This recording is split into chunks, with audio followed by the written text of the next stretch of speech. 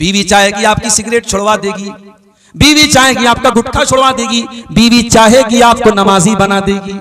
मेरी प्यारी माँ बहनों, आप जब अपने शौहर से जिद करके 5,000 वाली साड़ी खरीद सकती हो, 10,000 वाला लहंगा खरीद सकती हो, 1,30,000 में सोना चल रहा है, सोने का जेवर मंगवा सकती हो, तो ऐ मेरी प्यारी माँ बहनों, आप अपने शौहर से बहुत सारे अच्छे काम भी करवा सकती हो। करवाने का तरीका होना चाहिए। अल्लाह के प्यारे नबी क्या फरमाते हैं, बड़े गौर से सुनिएगा। अल्लाह के नबी सल्लल्लाहु अलैहि वसल्लम फरमाते हैं, रहीमल्लाहु रजुलन काम मिनल लैल, अल्लाह ताला रहम नाजिल फरमाए, अल्लाह ताला रहमत नाजिल फरमाए उस आदमी के ऊपर जो रात में उठ करके तहज्जुद की नमाज पढ़ता है, वह आई कज़म रात, और अपनी बीवी को भी उठाता है, और बीवी अगर उठने से इनकार कर देती है तो बीवी के चेहरे पर पानी डाल के उठाता है हिम्मत बीवी के चेहरे पर पानी डालने की? कहीं ऐसा ना हो कि उधर आप पानी डालें और उधर बीवी लात मार दे। भाई आजकल ये भी तो हो रहा है, बीवी से पंगा लेने की किसमें हिम्मत है भाई? दुनिया में सबसे पंगा ले सकते, बीवी से नहीं ले सकते। वो एक लतीफा है, एक आदमी की बीवी बहुत शक करती थी उसके ऊपर, बड़ा परेशान रहता था। महीने में 2-4 दिन मायके जाती थी, उसमें भी फोन पर फोन करती रहती थी, कहां हैं आप, क्या कर रहे हैं आप? डर था कि कहीं किसी दूसरी औरत के साथ तो नहीं है। एक मर्तबा मायके गई, बच्चे को छोड़ के गई थी, बच्चा भी छोड़ के गई थी कि नजर रखे अपने बाप के ऊपर। मायके जाके फोन कर रही है शौहर को, कहां हैं आप? शौहर कह रहा है कहां रहूंगा, घर पर हूं भाई, तुम्हारी इजाजत के बगैर कहां जा सकता हूं? कहा अच्छा घर पे हो, जाओ किचन में जाओ, किचन में जाओ और मिक्सर की आवाज मुझे सुना करके बताओ कि तुम घर में हो। शौहर ने मिक्सर की आवाज सुना दी, घर की आवाज आई। बीवी ने कहा अच्छा चलो भाई तसल्ली हो गई। दूसरे दिन फिर फोन किया बीवी ने, कहां हैं आप? शौहर ने कहा अरे बेगम मैं कहां रहूंगा, घर पर हूं। चलिए मिक्सर की आवाज सुनाइए। शौहर ने फिर मिक्सर चालू करके सुना दिया, घर की आवाज आई। तीसरे दिन बीवी ने कहा इतना शरीफ मेरा शौहर कब से हो गया, रोजाना मैं फोन कर रही हूं मुझे मिक्सर की आवाज सुना दे रहा है। तीसरे दिन बीवी सरप्राइज देने के लिए अचानक घर में आ गई। घर में आई तो शौहर गायब, बच्चा खेल रहा था। बच्चे से पूछा अरे तेरा बाप कहां है? कहा वो तो मिक्सर लेके गायब है 2 दिन से। तो कहते हैं कि अगर शौहर से बीवी शेर है तो शौहर सवा शेर भी बन सकता है भाई। तुम्हें सारा दिमाग तुम्ही को है थोड़ी, हमको भी तो थोड़ा बहुत दिमाग है। तो आप ये याद रखिए मेरे प्यारे साथियों कि घर के अंदर जब तक एक नेक घरवाली नहीं आएगी, घर का माहौल अच्छा नहीं हो सकता है। अल्लाह के नबी फरमाते हैं, अल्लाह ताला रहमत नाजिल फरमाए उस आदमी के ऊपर जो रात में उठ करके तहज्जुद की नमाज पढ़ता है और अपनी बीवी को भी उठाता है। व रहिमल्लाहु इम्रातन कामत मिनल लैल, और अल्लाह ताला ऐसी औरत के ऊपर रहमत नाजिल फरमाए जो रात में उठ करके तहज्जुद की नमाज पढ़ती है। व आई क़ज़त ज़ौजहा, और अपने शौहर को भी उठाती है, और शौहर अगर इनकार कर दे तो शौहर के चेहरे पर पानी छिड़क करके उठाती है। ये होते हैं बेहतरीन कपल, एक दूसरे का ताउन करे दीन के सिलसिले में। इसीलिए अल्लाह के नबी फरमाते हैं लियत्तखिज़ अहदुकुम क़ल्बन शाकिरा, 3 चीजों को बैलेंस बना लो, 3 चीजों को खजाना बना लो, 3 चीजों को स्टोर कर लो, 3 चीजों को अपने घर में लेके आ जाओ। क़ल्बन शाकिरा, अपने सीने में ऐसा दिल लेकर के आओ जो अल्लाह ताला का शुक्रिया अदा करने वाला हो। व लिसानन ज़ाकिरा, और अपने मुंह में ऐसी जबान लेकर के आओ जो अल्लाह ताला का जिक्र करने वाली हो। व ज़ौजतन मुमिनतन तुईनुहु अला अम्रिल आखिरा, और ऐसी दीनदार बीवी लेके आओ जो आखिरत के कामों में, दीन के कामों में आपकी मदद करे। ऐसी बीवी अगर आपके घर में आ जाएगी, घर को जन्नत बना देगी। और आगे बढ़िए, घर को अगर जन्नत बनाना है तो बहुत जरूरी काम क्या करना है हमको? घर को अल्लाह के जिक्र से आबाद करना है। मुसलमान का घर है, सुबह भी मोबाइल पर गाने बज रहे हैं, शाम को भी गाने बज रहे हैं, बिस्तर पे जाने के पहले भी म्यूजिक बज रहा है। मुसलमान का घर है, 24 घंटे में कोई एक मर्तबा अल्लाह का नाम लेने वाला नहीं है। नेताओं के भाषण तो सुने जा रहे हैं, राजनेताओं की तकरीरें तो बजाई जा रही हैं, अल्लाह रसूल की बातें घर में कोई सुनने वाला नहीं है। गांव में जलसा होता है, उस घर का कोई आदमी जलसे में जाने को तैयार नहीं है। तकरीरों से बोर होने वाला परिवार है, ना शौहर को तकरीरों से इंटरेस्ट है, ना बीवी को तकरीरों से इंटरेस्ट है। एक आदमी घर में अल्लाह का जिक्र करने वाला, अल्लाह का नाम लेने वाला तक नहीं। मेरे प्यारे भाइयों, ऐसे घर को अल्लाह के नबी ने मुर्दा करार दिया। आपने फरमाया मसलुल बैतिल लज़ी युज़करुल्लाहु फीही वल बैतिल लज़ी ला युज़करुल्लाहु फीही, जिस घर में अल्लाह का नाम लिया जाए वो घर जिंदा है, और जिस घर में अल्लाह का नाम न लिया जाए वो घर मुर्दा है। वो घर मुर्दा है, अल्लाह के नबी ने उसको मुर्दा करार दिया है। अपने घर को जिंदा करो मेरे भाइयों, अल्लाह के जिक्र से आबाद करो। बहुत आसान तरीका बता देता हूं, जब भी घर में दाखिल हुआ करो बिस्मिल्लाह पढ़ के दाखिल हुआ करो, और जब घर के बाहर निकला करो बिस्मिल्लाह तवक्कलतु अलल्लाह ला हौला वला कुव्वता इल्ला बिल्लाह पढ़ लिया करो।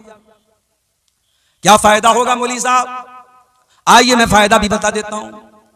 सही मुस्लिम की रिवायत है, अल्लाह के प्यारे रसूल फरमाते हैं जब इंसान घर में दाखिल होने के टाइम बिस्मिल्लाह पढ़ता है तो शैतान भाग जाता है और कहता है ला मबीत लकुम हाहुना, ये तो बिस्मिल्लाह पढ़ के घर में आया है, अब यहां पे रात गुजारने का मौका नहीं मिलेगा। जब इंसान रात में डिनर करने के टाइम, खाना खाने के टाइम अल्लाह का नाम लेता है, बिस्मिल्लाह पढ़ता है, तो शैतान कहता है ला मबीत लकुम वला अशाहा हुना, ना तो यहां पे रात गुजारने का मौका मिलेगा ना डिनर करने का मौका मिलेगा। जब आप खाने पर बिस्मिल्लाह नहीं पढ़ते हैं तो आपके खाने को शैतान भी खाता है, खाने की बरकत खत्म हो जाती है। तो घर में जब दाखिल हो तब बिस्मिल्लाह पढ़ें, और जब खाना खाने लगे तब बिस्मिल्लाह पढ़ें। और जब रात हो जाए, मगरिब की अजान हो जाए, तो अल्लाह के नबी ने फरमाया जब सूरज डूब जाए, जब मगरिब का टाइम हो जाए, फकुफ्फू सिबियानकुम, तो अपने छोटे बच्चों को घर के अंदर ले आओ। मगरिब के टाइम अपने छोटे बच्चों को बाहर मत भेजो, फइन्न शयातीन तंतशिरु हीन इज़िन, उस वक्त शैतान घूमते रहते हैं। मगरिब के टाइम अपने बच्चों को बाहर मत भेजिए, सूरज डूबने के टाइम। और आपने आगे फरमाया जब रात में चिराग की बत्ती बुझाओ तो बिस्मिल्लाह पढ़ के बुझाओ, बर्तन को खुला मत रखो, बर्तन को ढांक दो, बिस्मिल्लाह पढ़ के ढांक दो। दरवाजे की कुंडी लगाओ तो बिस्मिल्लाह पढ़ के कुंडी लगाओ, इसलिए कि जो अल्लाह के नाम से जो चीज क्लोज कर दी जाए, जो चीज बंद कर दी जाए, शैतान उसको ओपन नहीं कर सकता, शैतान उसको खोल नहीं सकता। अल्लाह का नाम लेके आप दरवाजे को बंद कीजिए। ये बहुत आसान तरीका मैंने आपको बताया है अल्लाह के जिक्र से घर को आबाद करने का। और जब आप घर के बाहर निकलें बिस्मिल्लाह तवक्कलतु अलल्लाह ला हौला वला कुव्वता इल्ला बिल्लाह पढ़ लें। ये दुआ जब आप पढ़ के निकलेंगे शैतान आपके करीब नहीं आएगा, फरिश्ता आपकी हिफाजत करेगा, फरिश्ता आपसे कहेगा कद वकीता, आपको अल्लाह ताला की तरफ से बचा लिया गया। आप इतनी प्यारी दुआ पढ़ करके घर से निकले हैं, बहुत आसान है। बिस्मिल्लाह तवक्कलतु अलल्लाह ला हौला वला कुव्वता इल्ला बिल्लाह। बस रात में जब बिस्तर पे सोने जाओ, मेरी प्यारी माओ बहनों, अगर आप मेहनत मजदूरी करती हैं, खेतों में काम करती हैं, और मुझे मालूम है कि शेरशाबादी बिरादरी में माशाल्लाह बहुत मेहनत करती हैं हमारे यहाँ की औरतें, आपका बदन जब थकावट से चूर हो जाए तो आइए मैं आपको वो तरीका बताता हूं जो तरीका अल्लाह के नबी ने अपनी बेटी को बताया था। क्या तरीका बताया था? हजरत फातिमा चक्की चलाती थी, उनके हाथों में छाले पड़ गए थे। हजरत अली भी बहुत मेहनत करते थे। दोनों शौहर बीवी अल्लाह के नबी के पास आए। हजरत अली ने कहा अय अल्लाह के नबी, मैं इतनी मेहनत कर रहा हूं, हत्तशतकई तो सदरी, मेरे सीने में दर्द होने लगा है। हजरत फातिमा ने कहा बाजान, आपकी बेटी चक्की चला चला के इस हालत को पहुंच चुकी है, हत्ता मजलत यदाया, मेरे हाथों में छाले पड़ गए हैं। अय अब्बाजान, मुझे पता चला है आपके पास कुछ गुलाम आए हैं, हो सके तो अपनी बेटी और दामाद को कुछ गुलाम दे दीजिए। नबी ने न बेटी को कोई गुलाम दिया, न दामाद को कोई गुलाम दिया। क्या फरमाया आपने? ला ओती को मां, ऐ मेरी बेटी फातिमा, ऐ मेरे दामाद अली, मैं तुम दोनों को गुलाम नहीं दे सकता, मैं तुम दोनों को कोई गुलाम नहीं दे सकता। क्यों नहीं दे सकता?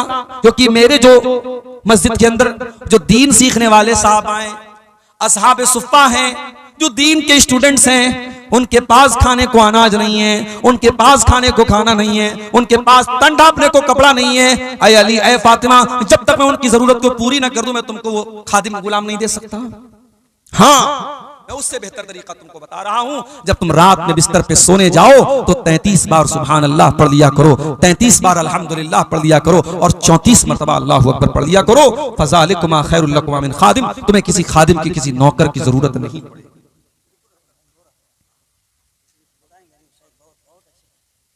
मेरे भाइयों, नबी ने अपनी बेटी और दामाद को परेशानी के बावजूद गुलाम नहीं दिया। नबी ने तस्बीह सिखाई है, और हजरत अली कहते हैं कि ये तस्बीह जब नबी ने जिस दिन से नबी ने मुझको सिखाई है, उस दिन से लेकर के जब तक मैं जिंदा हूं, ये तस्बीह कभी मैंने छोड़ी नहीं है। सवाल करने वाले ने सवाल किया, अली आपकी जिंदगी में एक रात आई थी, सिफ़ीन की लड़ाई वाली रात, क्या उस रात भी आप ये तस्बीह पढ़ के सोए थे? कहा कि हाँ, उस रात में ये तस्बीह पढ़ के सोया था। मेरे प्यारे भाइयों, सहाबे किराम 2-2 घंटे तकरीरें नहीं सुनते थे। हाँ, जो सुनते थे अमल करते थे। नबी ने ये तस्बीह सिखाई तो इस तस्बीह के ऊपर हजरत अली ने अमल किया, हजरत फातिमा ने अमल किया। अपने घरों को अल्लाह के जिक्र से आबाद करो मेरे प्यारे साथियों। सुबह शाम के अज़कार पढ़ो। और आज अल्हम्दुलिल्लाह सबके हाथ में मोबाइल है, आप मोबाइल पर देख करके भी पढ़ सकते हैं। आप गूगल प्ले स्टोर पे जाएं और दुआ की कोई अच्छी सी किताब डाउनलोड कर लें, उसमें सुबह शाम के अज़कार आपको मिल जाएंगे। सुबह शाम के अज़कार आप देख करके भी पढ़ें। आप यकीन करें, सुबह शाम के अज़कार आप पढ़ेंगे, बहुत सारी परेशानियों से आप बच जाएंगे। अब तो साहब इतने ज्यादा केस आ रहे हैं, मैं जहां जा रहा हूं, मौलवी साहब मेरी बेटी के ऊपर जिन्नात आ गया है, मेरी बेटी को जिन्नात परेशान कर रहा है, मेरे घर में जो है कोई साया है, कोई मसला है। क्यों आ रहे हैं ये सारे मसले? क्योंकि हमने अपने घरों को मुर्दा बना दिया है। हमारे घरों में अल्लाह का जिक्र करने वाला कोई नहीं, अल्लाह का नाम लेने वाला कोई नहीं है। अल्लाह के नबी फरमाते हैं, इन्ना शैतान यनफिरु मिनल बैतिल्लज़ी तुक़रा फ़ीहि सूरतुल बक़रा। जिस घर में सूरह बकरा पढ़ी जाती है उस घर से शैतान भाग जाता है। एक साहब मुझसे पूछने लगे, मौलवी साहब अगर मोबाइल पर हम सूरह बकरा को चालू कर दें और बड़े बड़े स्पीकर लगा दें घर में और सूरह बकरा की आवाज पूरे घर में गूंजे तो क्या शैतान भाग जाएगा? मैंने कहा भैया शैतान से पूछना पड़ेगा शैतान से कि वो मोबाइल पर चलने वाले कुरान की तिलावत से उसके ऊपर असर पड़ेगा कि नहीं। तो इस सवाल का जवाब तो शैतान ही दे सकता है। क्या हाल हो गया है हमारा। बर्गर और पिज्जा खाते खाते, फास्ट फूड खाते खाते हम इतने फास्ट हो गए, इतने शॉर्टकट तलाश करने लगे कि हमें कुरान पढ़ने में भी अब जो है सुस्ती हो रही है। हम चाहते हैं कि कुरान मोबाइल पर हम चलाते, हमें ना पढ़ना पड़े। बनारस में एक हमारे दोस्त हैं, हाफिज कुरान है। उन्होंने कहा मौलवी साहब एक आदमी अपने घर में हमको बुला रहा है, 40 दिन तक सूरह बकरा पढ़ने के लिए कह रहा है और मुझको 5000 रुपया देगा। मैंने कहा खबरदार मत जाना वहां पे। मैंने कहा कुरान पढ़ने से शैतान भागता है, हदीस में आया है, मगर किराया दे करके किसी दूसरे को पढ़वा करके शैतान नहीं भागेगा, ये हदीस में नहीं आया। आपको खुद कुरान पढ़ना है। हमारे घरों में आज कुरान कोई पढ़ने वाला नहीं है मेरे साथ। एक नज्म है कुरान की फरियाद, कभी मौका मिले यूट्यूब पर सर्च कर लीजिएगा, मिल जाएगी आपको। कुरान फरियाद करता है, ताकों में सजाया जाता हूँ, दो दो के पिलाया जाता हूँ, आंखों से लगाया जाता हूँ, तावीज बनाया जाता हूँ। कुरान के साथ ये सब हो रहा है। कोई आंखों से लगा रहा है, कोई तावीज बना रहा है, कोई धो धो के पिला रहा है। कुरान पढ़ना कोई नहीं चाहता, कुरान पर अमल कोई नहीं करना चाहता। अल्लाह के नबी फरमाते हैं मसलुल बैतिल्लज़ी युज़करुल्लाहु फीही वल बैतिल्लज़ी ला युज़करुल्लाहु फीही। जिस घर में अल्लाह का नाम लिया जाए वो घर जिंदा है, और जिस घर में अल्लाह का नाम न लिया जाए वो घर मुर्दा है। मैं आपको 1400 साल पीछे लेके चलता हूं। नबी की मस्जिद में चलिए, किबला की तरफ खड़े हो जाइए, आपके लेफ्ट साइड में कुछ कमरे मिलेंगे। ये छोटे छोटे कमरे हैं, मिट्टी का फर्श है, कच्ची ईंटों की दीवार है, और खजूर के तने का पिलर है, और खजूर की टहनियों का छप्पर है। इन कमरों में टाइल्स नहीं लगा है, इन कमरों में मार्बल नहीं लगा है, इन कमरों में सीमेंट की दीवार नहीं है, इन कमरों में कोई पेंट नहीं हुआ है। मगर अल्लाह की कसम ये कमरे बड़े बरकत वाले हैं। इन कमरों में जनाब मोहम्मदुर रसूलुल्लाह सल्लल्लाहु अलैहि वसल्लम रहते हैं। इन कमरों में इस उम्मत की माएँ रहती हैं। इन कमरों में नबी अकरम की बीवियां रहती हैं। ये कमरे कितने ऊंचे हैं। सईद इब्ने मुसय्यब कहते हैं मैं उस्मान गनी के दौर में नबी के कमरे में गया, मैंने हाथ उठाया, मेरा हाथ मकान की छत में टच हो गया, यानी छत भी बहुत ज्यादा ऊंची नहीं थी। और कमरे का स्पेस कितना था, कमरे का क्षेत्रफल कितना था, कितना बड़ा कमरा था। इतना बड़ा कमरा था कि अल्लाह के प्यारे नबी जब तहज्जुद की नमाज पढ़ा करते थे तो सजदे में जाने के टाइम हजरत आयशा को अपना पैर हटाना पड़ता था।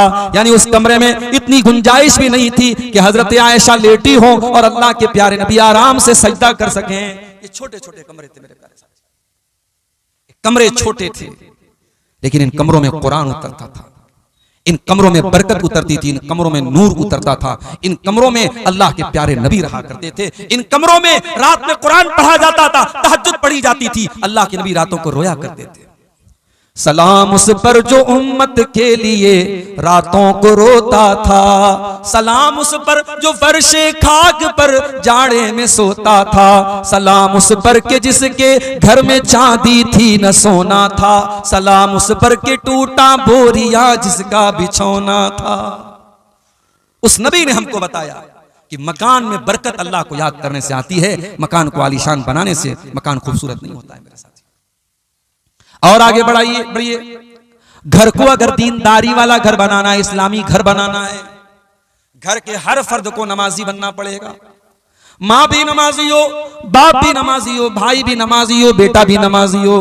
अल्लाह के प्यारे नबी फरमाते हैं, मुरू औलादकुम बिस्सलाति वहुम अबनाउ सबील। जब तुम्हारे बच्चे 7 साल के हो जाएं, 7 साल के हो जाएं तो अपने बच्चों को नमाज का ऑर्डर दो, और जब तुम्हारे बच्चे 10 साल के हो जाएं और नमाज न पढ़े तो तुम उनकी पिटाई करो। मौली साहब, पिटाई कौन करेगा?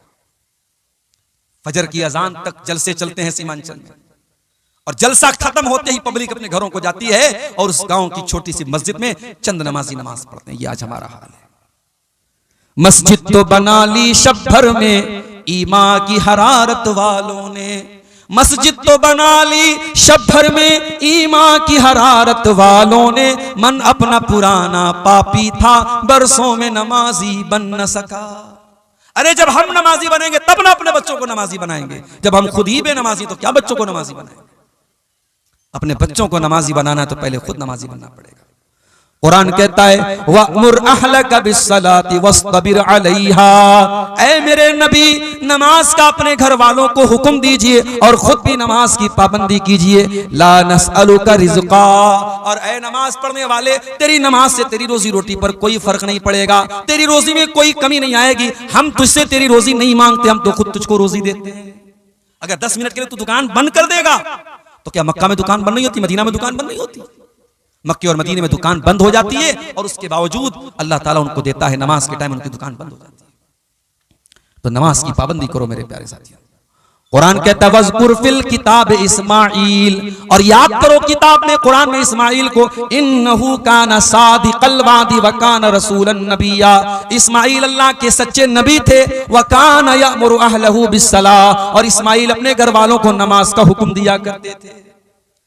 इब्राहीम अलैहिस्सलाम क्या दुआ करते अल्लाह ताला से, रब्बि जअलनी मुकीमस्सलाह। ऐ अल्लाह तू मुझे नमाज कायम करने वाला बना दे। व मिन ज़ुर्रियती। और ऐ अल्लाह मेरी औलाद को भी तू नमाज कायम करने वाला बना दे, मुझे भी नमाजी बना दे, मेरी औलाद को भी नमाजी बना दे। नमाज का माहौल घर में पैदा कीजिए, आप खुद भी नमाज पढ़िए, बच्चों को भी नमाजी बनाइए। हजरत अब्दुल्लाह बिन मसूद रज़ी अल्लाह तआला अन्हु रात में तहज्जुद की नमाज पढ़ रहे हैं, और तहज्जुद की नमाज पढ़ते हुए कुरान का 16वां पारा वो पढ़ रहे थे, और 16वें पारे की आयत उनकी नजरों से गुजरी। जब हजरत मूसा अलैहिस्सलाम और हजरत खजीर अलैहिस्सलाम दोनों जा रहे थे और एक मकान की दीवार गिरने वाली थी, कुरान कहता है हजरत खजीर ने उस मकान की दीवार को ठीक कर दिया। गांव वाले बड़े कंजूस थे, उन लोगों ने इन दोनों लोगों को खाना तक नहीं खिलाया था, और जब दीवार गिरने लगी तो हजरत खजीर ने दीवार को ठीक कर दिया। हजरत मूसा अलैहिस्सलाम ने फरमाया, लौ शीता लत्तखज़ता अलैहि अजरा। ऐ खजीर, आपको दीवार फ्री में नहीं ठीक करना चाहिए था, जब इतने बदतमीज गांव वाले थे तो पैसा लेके ये काम करना चाहिए था। हजरत खजीर ने क्या जवाब दिया?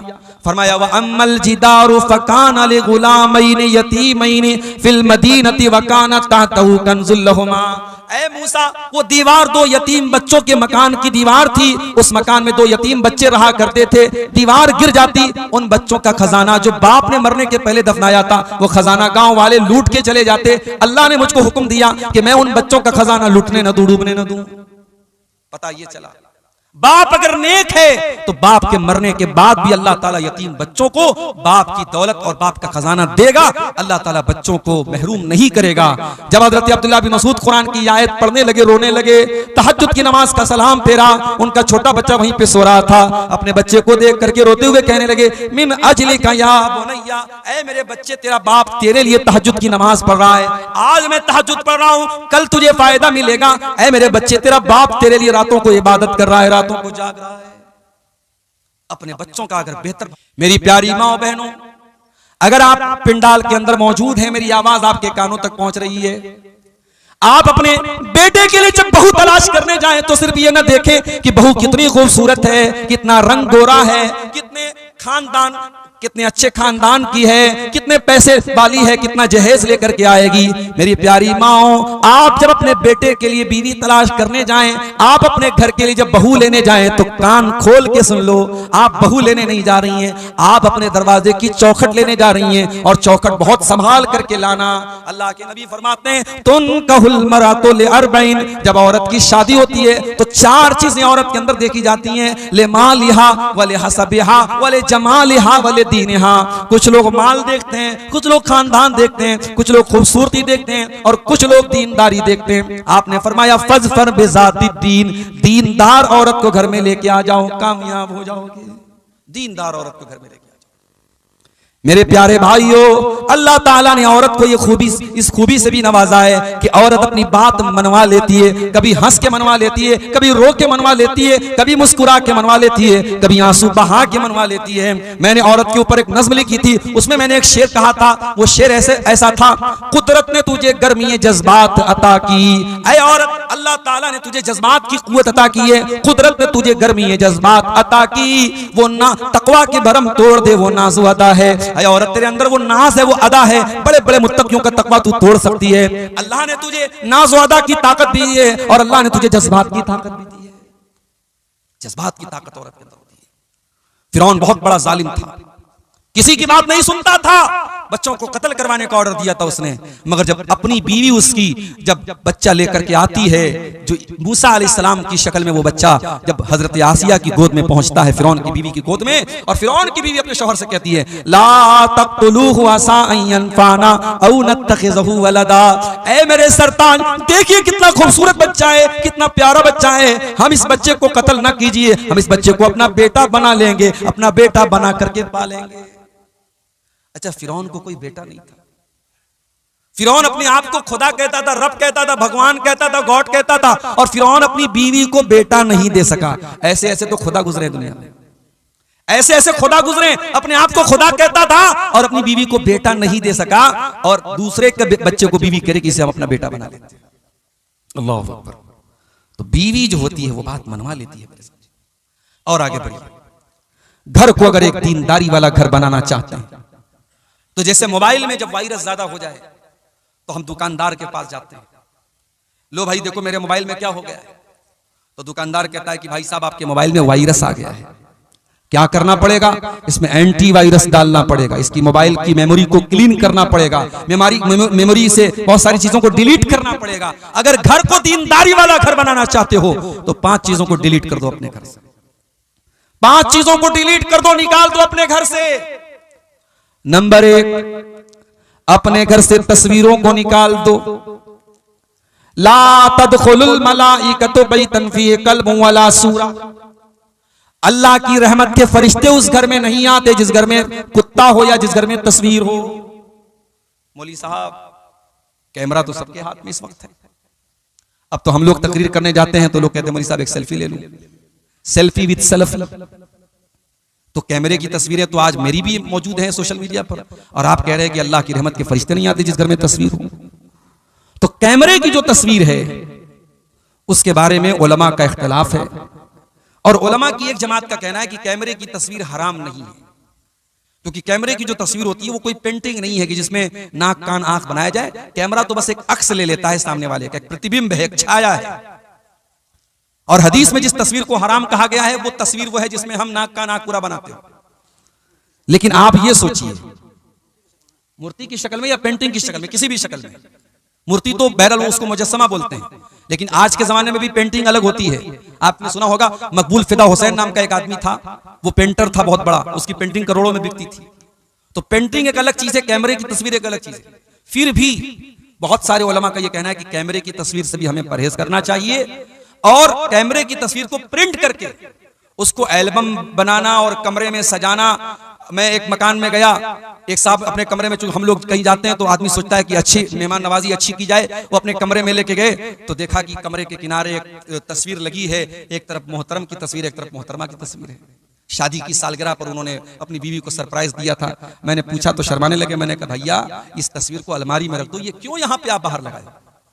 तो तस्वीर आज हमारे घरों में बाकायदा एल्बम की शक्ल में कमरों में लोग लगा रहे हैं। ये गलत है और हमें और आपको इससे परहेज करना चाहिए। तस्वीरों को घर से निकाल। हाँ, मोबाइल की तस्वीरें जहां तक बात है, जरूरत पड़ने पर आप बच्चों की यादगार के लिए कुछ फोटो अगर आपने ली है, मोबाइल के कैमरे में है, मोबाइल की गैलरी में है, उसकी गुंजाइश बन सकती है, मगर उसमें भी हमें इस बात का लिहाज रखना चाहिए। लोग अपनी बीवी की एक से एक फोटो लेते हैं और उसके बाद दोस्तों के हाथ में मोबाइल थमा देते हैं, तो ये तो बेपर्दगी की बात है। आपकी बीवी का फोटो आपका दोस्त देखे, ये तो गलत बात है। इसलिए हमें और आपको अगर कैमरे में, हमारे मोबाइल में पर्सनल तस्वीरें, हमारी बीवी की तस्वीरें हैं, जवान बेटे की तस्वीरें हैं, घर की औरतों की तस्वीरें हैं, तो उनको हमें बहुत एहतियात के साथ यूज करना चाहिए कि कहीं बेपर्दगी हो। दूसरी चीज जिसको घर से निकालना है, घर के अंदर कोई तावीज नहीं होना चाहिए। बाज घरों में आप दाखिल होइए, मकान में दाखिल होने के साथ साथ ही एक पर्ची लटकी रहती है, उस पर लिखा रहता है दुकान और मकान की खैर और बरकत के लिए, और नीचे उल्टी सीधी गिनतियां लिखी रहती है 420 9 2 11। देखा कि नहीं आपने? कहीं दुकानों पे लगा रहता है, मकान पे लिखा रहता है। मुझे यह बात समझ में नहीं आती कि ये गिनती लिखने से शैतान कैसे भागेगा। भाई आप दुनिया में किसी का नाम लेने के बजाय गिनती लेके बुलाएं, ए भाई 72 इधर आओ, ए भाई 78 इधर आओ, नाराज हो जाएगा। भाई मेरा नाम 72 थोड़ी है।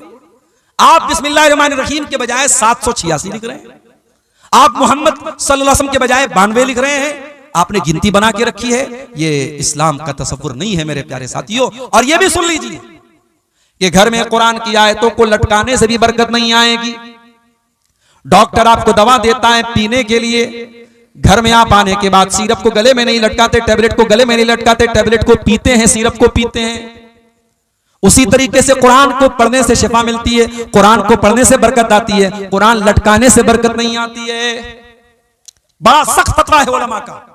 बाज लोग क्या करते हैं, मकान के दरवाजे पे बड़े बड़े अक्षरों में लिखते हैं हाज़ा मिन फज़ल रब्बी। हराम कमाई के पैसा से घर बनाया और हाज़ा मिन फज़ल रब्बी लिखते हो, बेहुदा है। सूद ब्याज के पैसे से मकान बनाया है और सामने क्या लिखा, हाज़ा मिन फज़ल रब्बी। तेरे हाज़ा मिन फज़ल रब्बी लिखने से तेरा मकान ठीक हो जाएगा। और घर में लोग डेकोरेशन के लिए आयतल कुर्सी लगा रहे हैं, ला इलाहा इल्लल्लाह मुहम्मद रसूलुल्लाह लिख रहे हैं। नहीं लिखना चाहिए। उलमा ने मना किया है कि कुरान की आयतें डेकोरेशन के लिए नहीं उतरी हैं, घर को सजाने के लिए नहीं उतरी। हाँ, अगर कोई आयतल कुर्सी घर में इसलिए लगाता है कि हमको आयतल कुर्सी याद हो जाए या हमको बार बार नजर पड़े, हमें याद आती रहे, हम पढ़ते रहें, तो तालीम के लिए घर में लटका सकते हैं। बरकत के लिए या डेकोरेशन के लिए घर में कुरान की आयतों को भी लटकाना सही नहीं है। तो घर से तावीज को भी निकाल दो मेरे प्यारे साथी। तीसरी चीज जो घर से निकालना है, गाने बजाने के आलात को घर से निकाल दो। अल्लाह के नबी फरमाते हैं कयामत के पहले वो दौर आएगा, शराब को नाम बदल बदल के पिया जाएगा। वअन तज़हरल क़ैनात अला रुऊसिन नास, और नाचने गाने वाली लड़कियां लोगों के कानों पर जाके बैठ जाएंगी। जब नबी ने सहाबा को यह हदीस सुनाई होगी, सहाबा को समझ में नहीं आई होगी। आज हेडफोन लगाने वालों को यह हदीस समझ में आ जाएगी, आज एयरपॉड लगाने वालों को यह हदीस समझ में आ जाएगी। बाइक चला रहा है, मस्त बना हुआ है, गाना सुन रहा है, फेवरेट अपना बॉलीवुड का गाना सुन रहा है, सामने से ट्रैक्टर ने मारा, तेरी रूह परवाज हो गई, तेरी जान निकल गई, तो गाना सुनते हुए दुनिया से गया है। और कयामत के दिन जब तू उठेगा तो वही गाना सुनते हुए तू कयामत के दिन उठेगा। जिस हाल में इंसान मरेगा उसी हाल में कयामत के दिन उठाया जाएगा। अपने घरों को नाच गानों से दूर रखो मेरे साथी। कटिहार और पूर्णिया के इंग्लिश मीडियम स्कूल में हमारी बेटियां पढ़ रही हैं। स्कूल का एनुअल फंक्शन है। टीचर ने आपसे कहा कि आपकी बेटी से हम डांस करवाना चाहते हैं, बहुत अच्छा डांस करती है आपकी बेटी। आपने कहा बहुत अच्छी बात है, हमारी बेटी डांस करेगी, हम देखेंगे। स्कूल का एनुअल फंक्शन हो रहा है, आपकी 12-13 साल की जवानी की दहलीज पर कदम रखने वाली लड़की डांस कर रही है और आप वीडियो बना रहे, फक्र से स्टेटस लगा रहे, साहब मेरी बेटी बड़ा अच्छा डांस करती है। ये मुसलमान है जिन्हें देख के शर्माई।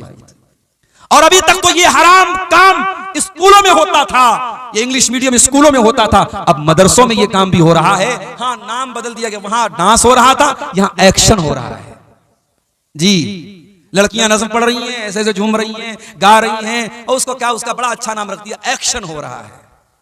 शर्म आनी चाहिए और चुल्लू और पानी में डूब मरना चाहिए। अपनी कौम की बच्चियों की हम नुमाइश कर रहे हैं पूरी दुनिया के सामने। अपने घर से निकाल के फेंक दो नाच गाने को। इस नाच गाने की आवाज को आपके नबी नापसंद करते थे, शैतान की आवाज करार दिया आपने।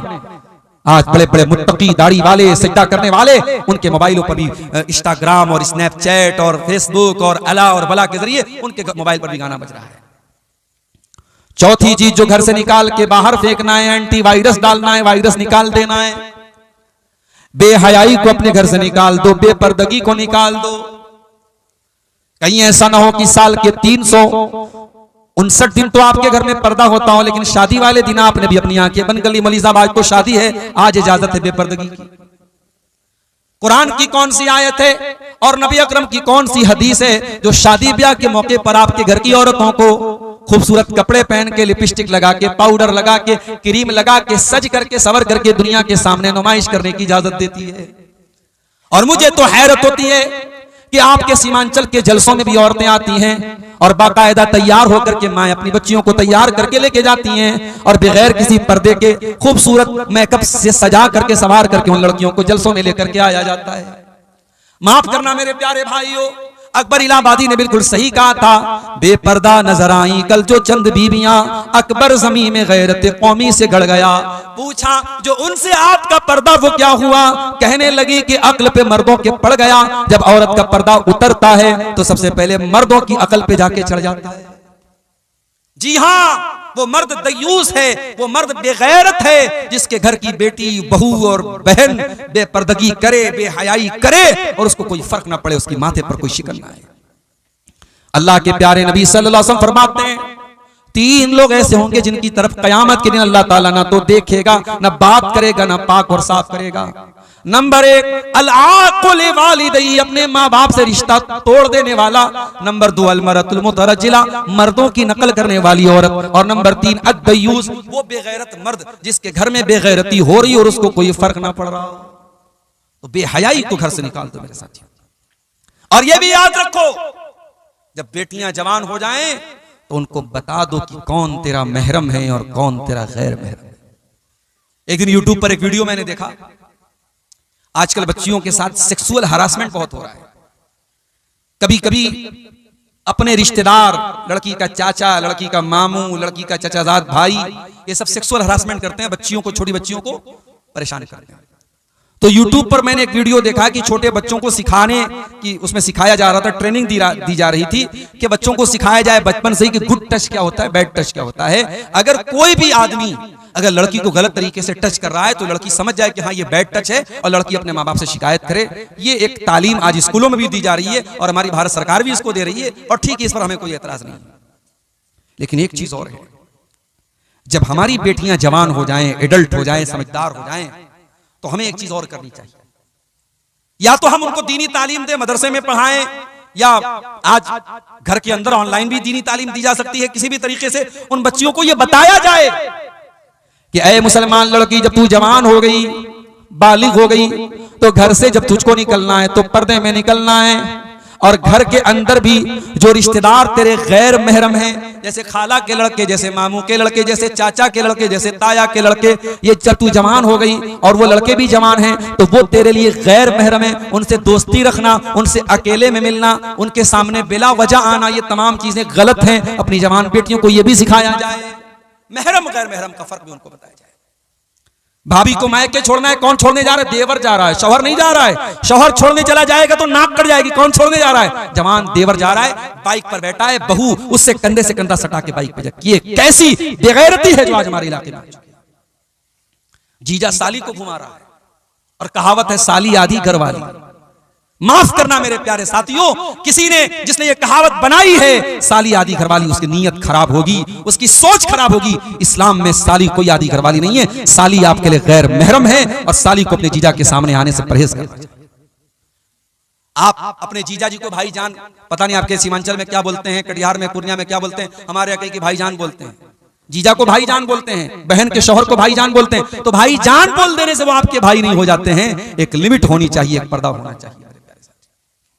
नबी अकरम के पास एक सहाबी आते हैं, सवाल करते हैं, अफरअयतल हमवा या रसूल अल्लाह, अय अल्लाह के नबी, क्या देवर भी भाभी के पास अकेले में नहीं जा सकता? जीजा साली के पास अकेले में नहीं जा सकता? आज आपके बनारस के करीब में मऊ में जानता हूं, मुबारकपुर में जानता हूं, आजमगढ़ में जानता हूं, आपके सीमांचल के भी बहुत सारे इलाकों में ये चीज मिल जाएगी। शौहर बाहर कमाने गया है, ज्वाइंट फैमिली सिस्टम है, बीवी उसी फैमिली में रहती है, देवरों के साथ, जेठों के साथ, ज्वाइंट फैमिली सिस्टम में। शौहर दूर रह रहा है, प्रदेश में रह रहा है, और उसकी जवान बीवी उसी घर में रह रही है। देवरों और जेठों के बीच में कोई पर्दा नहीं है। हम क्या कर रहे हैं? हम फितनों को हवा दे रहे हैं। हम अपने घर में बदकारी को दावत दे रहे हैं कि आओ और घर में बदकारी और ज़िनाकारी को फरोग दे दो। मेरे प्यारे साथियों, नबी ने फरमाया देवर अपनी भाभी के लिए मौत है, जीजा अपनी साली के लिए मौत है। महरम और गैर महरम का फर्क भी हमारे घर में होना चाहिए। अगर ये फर्क नहीं है तो इस बेहयाई को अपने घर से निकाल दो। अब एक आखिरी चीज हम बयान करके फिर कुछ सवालात हमारे सामने आए, उन सवालों का जवाब देकर हम बात खत्म करेंगे। घर को अगर आप एक दीनदार घर बनाना चाहते हैं तो एक बहुत जरूरी चीज ये भी है कि आप अपने दस्तरखान पे किसको दावत दे रहे हैं। शराबियों को तो अपने घर में नहीं बुला रहे हैं, जानियों को तो अपने घर में नहीं बुला रहे हैं। अल्लाह के प्यारे नबी फरमाते ला याकुल तामका इल्ला तकी, तुम्हारे दस्तरखान पे मुत्तकी लोगों को खाना खाना चाहिए। दावत दो तो मुत्तकी नेक लोगों को दो, बेनमाजियों को, हरामखोरों को, रिश्वतखोरों को, सूदखोरों को, शराबियों को, जानियों को मत दावत दो। अपने दस्तरखान पे नेक और दीनदार लोगों को दावत दो। अपने घरों में दीनदार लोगों को एंट्री दो। याद करो हजरत नूह अलैहिस्सलाम की दुआ। हजरत नूह अलैहिस्सलाम ने क्या दुआ की थी? रब्बी ग़फ़िरली वलिवालिदैया वलिमन दख़ल बैती मुमिनन वलिलमुमिनीन वलमुमिनात। आय अल्लाह मुझे बख्श दे, मेरे माँ बाप को बख्श दे, और मेरे घर में जो ईमान वाला आए तू उसको भी बख्श दे, और तमाम मोमिन मर्दों को बख्श दे, तमाम मोमिन औरतों को बख्श दे। पता ये चला कि अपने घर में नेक और ईमान वाले को, मुत्तकी को हम अपने घर में दावत दें। शरीयत इसकी भी हमको तालीम देती है। और आखिरी चीज ये है मेरे साथ, ये जितनी चीजें मैंने बयान की इनका ताल्लुक हमारी कोशिश से, हमारे संघर्ष से, हमारे स्ट्रगल से, लेकिन हिदायत तो अल्लाह के हाथ में है। हिदायत का रिमोट कंट्रोल अल्लाह के हाथ में है। इसलिए अल्लाह से दुआ भी करते रहो कि अल्लाह मेरे घर को नेक बना दे। और दो दुआएं मैं सिखा रहा हूं, इन दोनों दुआओं को नोट करो। पहली दुआ आपको मिलेगी 19वें पारे में, सूरह फुरकान के आखिरी रुकू में। बड़ी प्यारी दुआ है, अल्लाह के नेक बंदे दुआ करते हैं, रब्बना हब लना मिन अज़वाजिना व ज़ुर्रिय्यातिना कुर्रता आयुन वजअलना लिलमुत्तक़ीना इमामा। ऐ परवरदिगार, हमारे बीवी बच्चों को हमारी आंखों की ठंडक बना दे और हमें मुत्तकियों का इमाम बना दे। बड़ी प्यारी दुआ है, इस दुआ को पढ़ा करो मेरे साथ। और दूसरी दुआ कुरान के 26वें पारे में शुरू में है, सूरह अहकाफ में, जब इंसान 40 साल का हो जाए तो ये दुआ पढ़े। 40 साल का जब इंसान हो जाता है ना तो मैच्योर हो जाता है, और जो 40 साल में भी न सुधरे वो कब्र में जाने तक भी नहीं सुधरेगा। ये बात नोट करो। बुरी आदतें जो छूटने वाली होती है 40 साल तक छूट जाती हैं, और जो बुरी आदतें 40 साल तक ना छूटे वो 70 साल में भी नहीं छूटती। कुछ बूढ़ों को देखो, 70 साल के बूढ़े हैं, चौराहों पर बैठे हैं और उनकी आंखें जो हैं इधर उधर घूम रही हैं। वो जवानी की शरारतें, बुढ़ापे में हाथों में जुम्बिश नहीं, पैरों में ताकत नहीं, मगर वो शरारतें बुढ़ापे में भी जिंदा रहती हैं बाज़ बूढ़ों के अंदर। तो 40 साल इंसानी जिंदगी का बड़ा अहम पॉइंट है। इसीलिए अल्लाह ने 40 साल का होने के बाद ये दुआ सिखाई, और रब्बी औज़िअनी अन अश्कुरा निअमतक अल्लती अनअमत अलैया व अला वालिदैया व अन अअमल सालिहन तर्दा व अस्लिह ली फी ज़ुर्रियती। बड़ी प्यारी दुआ है। ऐ अल्लाह, मुझे तौफीक दे कि मैं तेरी नेमतों का शुक्रिया अदा करूं, जो नेमतें तूने मुझको दी और मेरे माँ बाप को दी। और ऐ अल्लाह, मुझे तौफीक दे कि मैं ऐसा नेक अमल करूं जिससे तू खुश हो जाए। वल्लाहु जअल लकुम मिन बुयूतिकुम सकना। अल्लाह तबारक व तआला ने तुम्हारे घरों को तुम्हारे लिए सुकून का जरिया बनाया है। बहुत बड़ी बात है। आपके पूर्णिया, कटिहार, किशनगंज के बहुत सारे लोग दिल्ली, मुंबई, कलकत्ता में जॉब के लिए, नौकरी के लिए वहां जाते हैं, रहते हैं। बहुत सारे लोग आपको ऐसे भी मिलेंगे जो विदेश में जाके काम करते हैं। दुबई में, सऊदी में, कतर में, कुवैत में, बहरैन में लोग काम करते हैं। जाहिर है कि ये सारे जो मुल्क हैं, दुबई है, सऊदी है, कतर है, बड़े डेवलप्ड मुल्क हैं, बड़ी अच्छी जिंदगी है वहां, 24 घंटे एसी में लोग रहते हैं। लेकिन एक इंसान जो रोजी रोटी के लिए अपना वतन छोड़ के गया है, उस दुबई की और सऊदी की और कतर की जिंदगी गुजार रहा है, उसे पूछो कि भाई यहां गाड़ी में भी तुम एसी में रहते हो, कमरे में भी एसी में रहते हो, ऑफिस में भी तुम एसी में रहते हो, क्या तुम्हें कटिहार में और पूर्णिया में और किशनगंज में जाने का मन करता है? वो कहेगा कि हां मेरा मन करता है। क्यों भाई, यहां तो एसी लगी है, चमचमाती रोड है, बेहतरीन बिल्डिंग है, यहां छोड़ के क्यों जाना चाहते हो? वो कहेगा कि मेरी बीवी वहां पर है, मेरे बच्चे वहां पर हैं, मेरी मां वहां पर है, मेरे बाप वहां पर है। इंसान दुनिया के किसी कोने में चला जाए उसे अपना घर याद आता है, शांति मिलती है, सुकून मिलता है तो अपने घर में मिलता है मेरे भाई। इसीलिए अल्लाह फरमाता है वल्लाहु जअल लकुम मिन बुयूतिकुम सकना, अल्लाह तबारक व तआला ने तुम्हारे घरों को सुकून का जरिया बनाया है। तुम दुनिया के किसी भी कोने में चले जाओ, विश्व के वर्ल्ड के किसी भी कॉर्नर पे चले जाओ, तुम्हें सुकून तो अपने घर में आकर के मिलेगा। और नोट कर लो मेरे भाइयों, घर किसको कहते हैं? आज तो माशाअल्लाह हमारी शेरशाहवादी बिरादरी भी बेहतरीन मकान बना रही है। पाकुड़ के इलाके में जहां आदिवासी रहते वहां भी चले जाओ, बड़ी बड़ी बिल्डिंगें आपको मिल जाएंगी, टाइल्स मिल जाएंगे, मार्बल मिल जाएंगे। मैं एक मर्तबा फैमिली के साथ एक प्रोग्राम में इंदौर गया, मध्य प्रदेश में इंदौर एक जगह है। एक साहब के मकान पे मैं ठहरा था, तो मकान की छत में डेकोरेशन के लिए उन्होंने झाड़ लगाया था।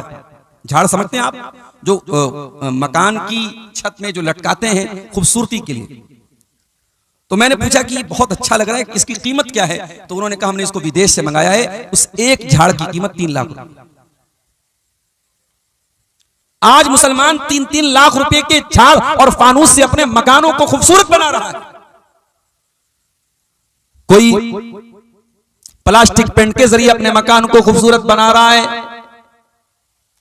कोई पीओपी के जरिए अपने मकान की छत को बेहतरीन बना रहा है, कोई फॉल सीलिंग करा रहा है, कोई टाइल्स बिछा रहा है, कोई मार्बल बिछा रहा है। मगर याद रखो मेरे प्यारे साथियों, आपका घर टाइल्स और मार्बल से घर होने वाला नहीं है। आपका घर रिश्तों से बनता है। जिस घर में रिश्ते होते हैं वही घर घर होता है। जहां मां की दुआएं होती हैं, जहां बाप का प्यार होता है, जहां बच्चों की किलकारियां होती हैं, जहां सास और बहू के झगड़े होते हैं, जहां देवरानी जेठानी की नोकझोंक होती है, जहां नंदों और भाभियों के बीच में कशमकश होती है, जहां रूठना होता है, जहां मनाना होता है, जहां बड़े डांटते हैं और छोटे खामोशी से सुन लेते हैं, जहां बड़ों की इज्जत होती है, जहां छोटों की तरफ से छोटों की का प्यार और शफकत होती है, इन तमाम चीजों के मिक्सचर को मिला करके घर बनता है। और कुरान कह रहा है कि तुम्हें सुकून तो तुम्हारे घरों में मिलेगा। और इस घर की कीमत अगर पूछना है तो उस इंसान से पूछ लो जो फुटपाथों पर रात गुजारता है, जिसकी बीवी खुले आसमान के नीचे सारी दुनिया के सामने सोती है। आपकी बीवी, आपकी जवान बेटी अगर घर के अंदर है तो सेफ है, सुरक्षित है, महफूज है। ये घर आपकी बीवी, आपकी बहू बेटी की इज्जत पर पर्दा भी डालता है, आपकी बहू बेटियों को सुरक्षित करता है। ये घर हमारी इज्जत पर पर्दा भी डालता है। इसीलिए हमारी शरीयत ने घर को बहुत अहमियत दी है। और अगर किसी को घर से निकलना पड़े तो अल्लाह ने इसको अपना अजाब करार दिया है। अल्लाह ने कुरान के 28वें पारे में फरमाया, हुवल्लज़ी अखरजल्लज़ीना कफरू मिन अहलिल किताबी मिन दियारिहिम। अल्लाह का अजाब आया था यहूदियों के ऊपर, जब यहूदियों का एक कबीला बनु नजीर नाम का कबीला था, उसने मुसलमानों के साथ गद्दारी की और उनको जिला वतन कर दिया गया, उनके घरों से निकाल दिया गया। कुरान कहता है कि ये अल्लाह का अजाब था जो उन यहूदियों के ऊपर नाजिल हुआ। ये अलग बात है, किसी जमाने में यहूदी अपनी बदमाशी और गद्दारी की वजह से अपने वतन से निकाले गए थे, और आज फलस्तीन की सरजमीन पर वो काबिज हो गए, और हमारी बदअमालियों के नतीजे में और हमारी कमजोरी के नतीजे में धीरे धीरे पूरे फलस्तीन पर आज वो कब्जा करते चले जा रहे हैं। तो घर बहुत अहम होता है मेरे प्यारे साथ, और हर घर वाले की ये जिम्मेदारी है कि वो अपने घर को दीनदार घर बनाए, इस्लामी घर बनाए।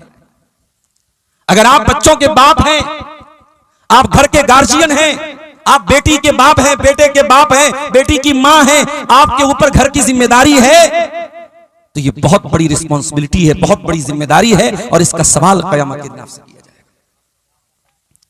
अल्लाह के प्यारे नबी जनाब मोहम्मद रसूलुल्लाह सल्लल्लाहु अलैहि वसल्लम फरमाते हैं, अला कुल्लुकुम राइउन व कुल्लुकुम मसऊलुन अन रइयतिही, ऐ लोगों तुम में से हर इंसान जिम्मेदार है और क़यामत के दिन उसकी जिम्मेदारी के बारे में सवाल किया जाएगा। फर्रजुलु राइन अला अहली बैतिही, आदमी अपने घर वालों का जिम्मेदार है, अपनी फैमिली का जिम्मेदार है, अपने परिवार का जिम्मेदार है, और क़यामत के दिन उसको हिसाब देना पड़ेगा। वल मरातु राइयतुन अला बैति ज़ौजिहा, और औरत जो घर के अंदर रहती है, औरत घर वाली होती है, घर के अंदर क्या चल रहा है, जवान बेटी रात में किसके साथ बातें कर रही है, जवान बेटी 2-2 घंटे घर से किसके साथ गायब है, उसके मोबाइल पर रिचार्ज कौन करा रहा है, उसके पास नया पर्स कहां से आ रहा है, उसके पास तरह तरह की खाने की चीजें कहां से आ रही हैं, ये निगरानी करना, ये देखना, ये माँ का कर्तव्य है, माँ की जिम्मेदारी है। ये हम लोग जो बोलते हैं ना, लड़के बहुत खराब हो गए, लड़कियां बहुत खराब हो गई, ये लड़के और लड़कियां ऐसे खराब नहीं होते। जब लड़के और लड़कियों के गार्जियन, उनके माँ बाप जब कछुए की तरह रेत में, जब कछुआ रेत में अपनी मुंडी डाल लेता है तो ये समझता है कि सूरज नहीं निकला हुआ है, वही हाल आज उन माँ बाप का भी होता है। उन्होंने गफलत की चादर ओढ़ ली है, वो इस बात से बेफिक्र हो गए कि उनकी जवान बेटी कहां जा रही है और जवान बेटा कहां जा रहा है। अल्लाह के नबी फरमा रहे हैं, बेटा क्या कर रहा है, बेटी क्या कर रही है, घर वालों की रिस्पॉन्सिबिलिटी है, घर वालों की जिम्मेदारी है। मेरी प्यारी माँ, आपको अल्लाह ने मां बनाया है, बहुत बड़ा दर्जा है मां का। मां के कदमों के नीचे जन्नत बताई गई है, बहुत बड़ा दर्जा है बाप का। बाप को जन्नत का दरवाजा करार दिया गया है, मगर कान खोल करके सुन लीजिए, ऐ औलाद वालों, ऐ मेरी प्यारी माँ, ऐ मेरे प्यारे बुजुर्गों, जिनको अल्लाह ने बाप बनाया, जिनको अल्लाह ने मां बनाया, वो कान खोल के सुन लें।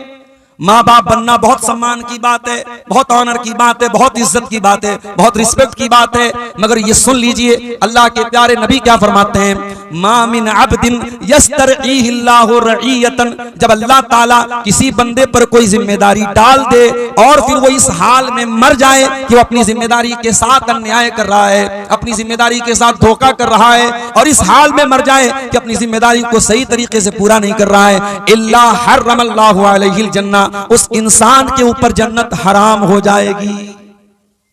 मां के पैरों के नीचे जन्नत है, मगर जिस मां को इस बात से कोई मतलब ना हो मेरी औलाद क्या कर रही है, जिस बाप को इससे कोई मतलब ना हो मेरा बेटा पैसा कमा के तो ला रहा है, कैसे ला रहा है, इससे कोई मतलब ना हो। अभी कल बनारस में एक साथी मुझे मिले, बनारस में साड़ी का कारोबार होता है, पिछले कुछ सालों से साड़ी का कारोबार बनारस का बहुत मंदी का शिकार है, बहुत परेशानी का शिकार है। बनारस के बहुत सारे जवान लड़के बेंगलोर में और सूरत में जाके काम करते हैं। उसने कहा, मौलाना कहने को तो लड़के पैसा कमाने गए, लेकिन जो लड़के बेंगलोर में जाकर के और सूरत में जाकर के काम कर रहे हैं, कड़वी सच्चाई यह है कि मौलाना साहब वहां पर उनका कोई गार्जियन नहीं है, न माँ की डांट का डर है, न बाप की डांट का डर है, न वहां पे माँ है न बाप है, लड़का कमाने गया है। कहा मौलाना जितना कमा रहा है उसका आधा हिस्सा सिगरेट में, शराब में, नशे में, जुआ में वहां पे गंवा देता है। कहा कि अपने शहर में रहता था, अगर 5 टाइम की नमाज नहीं भी पढ़ता था तो कम से कम जुमा की नमाज में शामिल होता था। वहां पैसा कमाने की ऐसी धुन है, मस्जिद की शक्ल तक नहीं जानता। जुमा की नमाज में भी कितने मुसलमान लड़के जो पैसा कमाने बेंगलोर और सूरत गए हैं, वो जुमा की नमाज तक नहीं पढ़ते हैं। और आज मेरे एक दोस्त ने झारखंड से फोन किया, उन्होंने भी सेम यही बात बताई कि यहां झारखंड के बहुत सारे लड़के पूना में काम कर रहे हैं, वहां आसाम की जो राजधानी है गुवाहाटी, वहां पे काम कर रहे हैं, कलकत्ता में काम कर रहे हैं, उनका भी हाल यही है। बीड़ी, सिगरेट, नशा, नमाज से दूरी, अय्याशी, बदकारी, ये आज हमारे नौजवानों की पहचान बन चुकी है। मेरे प्यारे भाइयों, घर में बरकत आए तो कहां से आए, घर में सुकून आए तो कहां से आए। हाँ, पैसा तो आ रहा है, दौलत तो आ रही है, घर में अच्छा खाना तो बन रहा है, बच्चे अच्छा कपड़ा तो पहन रहे हैं, मकान तो आलीशान बन रहा है, लेकिन जब जिंदगी में नमाज नहीं, जब जिंदगी में अल्लाह का जिक्र नहीं, तो मेरे प्यारे भाइयों उस घर में बरकत कहां से आएगी, बरकत कहां से आएगी। हमारा घर आज मनहूस हो चुका है, माफ कीजिएगा मुझे, मेरे जुमले अगर कड़वे हो तो माफ कीजिएगा मुझे। हमने अपने घरों को मनहूस बना दिया, कोई जमाना था सुबह नींद खुलती थी, बूढ़ी माँ मुसल्ले पर बैठ के नमाज पढ़ा करती थी, कुरान पढ़ा करती थी। मुसलमान के घर की शुरुआत कुरान से हुआ करती थी, नमाज से हुआ करती थी।